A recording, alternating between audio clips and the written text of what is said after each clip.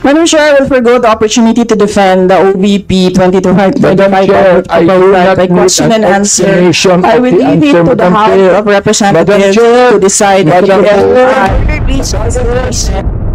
She has been answering the same answers since we started this query and this hearing. What I just want to ask, Madam Chair, is very simple. A simple answer of yes or no. Madam Chair, sinabi ko budget eh. Hindi ko sinabing confidential fund. Sinabi ko budget. Medyo mahina yata ang tenga ni Vice President. The reason why wala dito yung ibang officials ng Office of the Vice President, because, and I will say, I will not betray the confidence of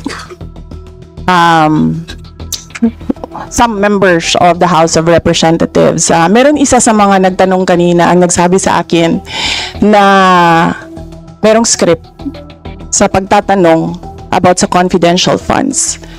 That is why I decided na hindi pa atinin yung mga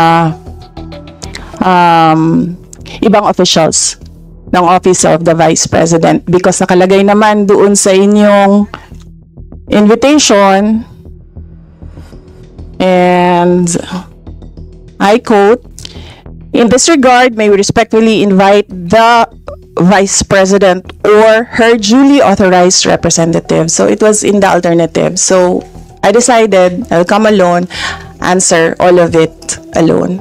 So that kung i-contempt man ninyo ako lang yung papasok doon sa detention at hindi na masali yung ibang tao dito at yung pamilya nila na nag-aantay sa kanila sa mga bahay nila. Honorable Ortega. Thank you, Madam Chair. Intindihan ko kung saan po nanggagaling yung sagot na yun, pero resource persons naman po yung kailangan natin eh. More on budget hearing issues. Kung ibang issues yan, I doubt if it will come from this budget hearing. At sabi nga po ng mga kasama natin, Madam Chair, tungkol po talaga sa budget naman. Saka yung mga nakaraang nga pong budget ang pinag-uusapan. Thank you, Madam Chair. Madam Chair, again, the invitation said or, in the alternative, Vice President or. So, I am within my right of attending alone. Yun lang po siguro, Madam Chair. Sayang lang din po yung pagkakataon. This is the perfect time na marinig din tayo ng not only our fellow representatives, pero syempre ng taong bayan din po kung paano po nangyayari yung mga ganitong bagay, paano po napapatakbo, paano po nagagamit. Siguro I'll stick to that as my final few questions, Madam Chair. Maraming salamat po. Thank you, ma'am. Next to interpret is the Honorable Benny Abante. Alam na po ng taong bayan ang mga nangyayari sapagkat karamihan po ng ating mga colleagues ay nagtanong na tungkol sa confidential fund. Pero gusto ko lang pong tanungin si Madam Vice President, if the representatives of the people like this House has all the right to scrutinize the budget of any agency. Madam Chair. Madam Vice President. Madam Chair, is it a question? I think it's directed to the House. No, I'm asking you the question, Madam Chair. I'm asking the question to the resource speaker if she believes that this House, being the representative of the people, has the right to scrutinize the budget of any agency. Right, precisely. That's why I say I will leave it to the House of Representatives to decide on the proposal as presented. Excuse me, Madam Chair, that can only be answerable by yes or no. We, again, Chair would like to remind our guests to please be responsive to the queries of the members in the most direct manner. So please proceed, Madam Vice President. I already answered. Answer Madam- ba yes or Madam no? Chair, perhaps my ears are not very clear, so I would like to find out if she answered yes, Madam Chair. And I will leave it to the House of Representatives I to do not decide on want her to the explain, Madam proposal Chair. as Madam presented. Chair, she has been answering the same answers since we started this query and this hearing. What I just want to ask, Madam Chair, is very simple. A simple answer of yes or no. Does the Vice President believes that this House has all the right to scrutinize the budget of any agency? I'm not just referring to the agency of the Vice President. I am referring to every agency of government, Madam Chair. That can only be simply answered by yes or no. I do not need to hear the paulit-ulit na kasagutan niya. Kanina pa, gusto lang po marinig. Hindi po ako nagagalit. Oo, hindi po katulad niya, parang inis na siya. Oo, gusto ko lang po malaman. Oo, humbly speaking, naniniwala ba siya, Madam Chair, na itong house na ito, na binoto ng tao, ay merong karapatan ayon sa konstitusyon na scrutinize natin ang budget ng any ahensya ng gobyerno, including Congress, Madam Chair. Madam Vice President. Madam Chair, may I request the Secretariat to put on record, cut and paste. I will forgo and I will leave my answer, my previous answer. Madam Chair, I would just like to ask, why is it very hard for her to answer yes? I'd like to ask, why is it, Madam Vice President, why is it so hard for you to answer yes when you know that the answer should be yes? Why do you have to explain? Why do you have to explain?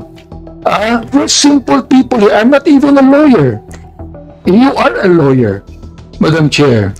So, this is a simple question of a simple Filipino. Meron po bang karapatan ang House na ito na scrutinize ang budget ng bawat ahensya ng gobyerno? Yun lang po ang tanong ko. Pwede pong sagutin ito ng yes or no. Kung yes, salamat. Kung no, edi salamat din. At least nalaman ng taong bayan. Madam Vice President. Madam Chair, I will forgo the opportunity to defend the OVP 2255 I do not by need question an and answer. explanation I of will the leave it answer, to the Madam House Chair. of Representatives Madam Chair. to decide Madam if Chair. Order, please. Point of order, Madam Honorable Chair. Abante, you may proceed. I do not need her to explain, please. You have been giving the same answer for hours. The same answer for hours. Alam ko naman po ang pagnanais nyo. Why you answer the same for hours? Ngayon po, iba naman ang tanong ko. Ang tanong ko ito, tatanungin ko uli, Madam Chair, meron po bang karapatan bilang mga representante ng taong bayan sa bawat distrito at party list na mag-scrutinize ng budget ng bawat ahensya ng gobyerno? Hindi po natin pinag-uusapan dito ang confidential fund. Ang pinag-uusapan po natin budget. Madam Chair, before you answer, the gentleman wishes to have a direct answer, either yes or no. Are you going to provide a direct answer? Honorable Abante? So, what is the answer? I asked whether our Madam Vice President will provide a direct answer to your query, and the answer is no. May I know why? Madam Vice President? And her answer is no as well. I don't think that would be the right answer, Ms. The question is, may I know why? And her answer is no. Would that be the right answer to the question why? Madam Vice Madam Chair. President, do you wish to comment? Madam Chair, hindi dahil hindi nyo gusto yung mga sagot ko, hindi nyo gusto yung manner ng pagsagot ko, at hindi nyo gusto ang mga sinasabi ko, hindi ibig sabihin hindi ka sinasagot Madam Chair, ang mga point of tanong. order. Yes, so Honorable Mali po Abante. yata ang sinasabi niya, hindi nyo gusto. Hindi yung nyo. Madam Chair, wag niyong isali dito ang aking mga kasamahan dito. Ako ang nagtatanong. Sabihin mo sa akin, hindi ko gusto ang tanong mo. Yun lamang ang dapat niyang sabihin sa akin. Sapagkat hindi ko rin gusto ang sagot niya. Madam Chair, ganun lang. Oo. Ano po ang sagot niya? Madam Vice President, you wish to Madam Chair, Answer. there's no question. the Honorable Abante is asking for a question, for a response. Ano po ang sagot niya? Yan ang huli po niyang sinabi. I request that the question be repeated. Honorable Abante, kindly repeat answer- your question, not to be The answer is what? included in your time. To please repeat your last question. Ito po, ang tanong ko kanina, meron po bang naniniwala po ba ang ating Vice President na meron pong karapatan ang mga representante ng taong bayan, ng mga distrito at mga party list na scrutinize po namin ang budget ng bawat ahensya, hindi po lang ahensya niya, ng bawat ahensya ng gobyerno. Yes o no lang po ang sagot yan. Ang tanong ko po, Madam Chair, kanina ayaw niya sumagot. Ang sagot niya, ayaw niya sagutin. So ang tanong ko ito, may I know why? Ang sagot niya, no. Aba, Madam Chair, hindi po ako masyadong expert mag-English, pero palagay ko po naman, yung pong tanong na may I know why, palagay ko hindi po tama yung sagot na no. Madam Vice President. Madam Chair, palagay ko. So that explains it. It is his opinion. Madam Chair, It's up to you. You are the Chair. presiding officer. Madam Chair, hindi ko po opinion yun. Nakalagay po sa Constitution yun tulad po ng Vice President natin. Naniniwala po siya sa mandato niya bilang Vice President. Naaayon sa Konstitusyon. Gayon din po ang mandato natin dito na meron tayong karapatang mag-scrutinize ng budget ng anumang ahensya ng gobyerno ayon sa Konstitusyon. Ang tanong ko sa kanya, naniniwala ka ba doon? Madam Vice President. Madam Chair, umikot na po tayo. Bumalik na tayo sa simula. Natapos na yon, nasagot na. Ang sinabi, palagay ko, hindi iyan ang tamang sagot. Kung hindi niya gusto yung sagot ko, hindi ibig sabihin na hindi ako sumagot. Madam Chair, palagay ko, hindi po siya sumagot sapagkat inuulit lamang niya ang sinabi niya. O ito po ang gusto kong tanungin sa kanya. Pwede ba, Madam Chair, pakiulit mo yung sagot mo na isinasagot mo ng paulit-ulit kanina pa, Madam Chair. Gusto ko lang ulit marinig. Gusto ko lang ulit ma-record. Pakiulit mo lang ang sagot mo sa lahat ng mga tanong na tinatanong dito mula pa kanina.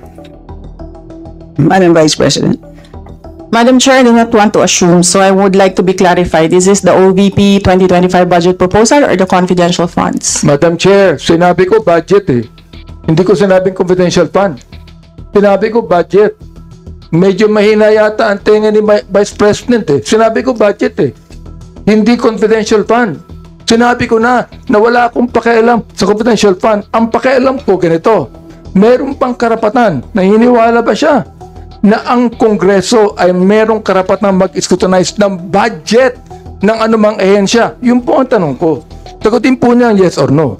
Ngayon, kaya niya sagutin ng yes or no, sabihin niya sa akin ang sagot niya kanina ng paulit-ulit sa lahat ng mga tanong ng ating mga colleagues.